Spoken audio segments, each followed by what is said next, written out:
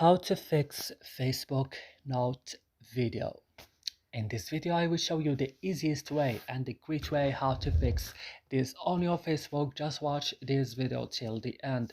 So first guys, you have to go and open the settings of your device or your phone.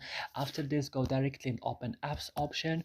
Here on apps option, you have to search now for Facebook, and on Facebook you have to scroll down and click on storage. Here on storage, go to the last button, clear data, and click OK. Then you have to back, click on force stop.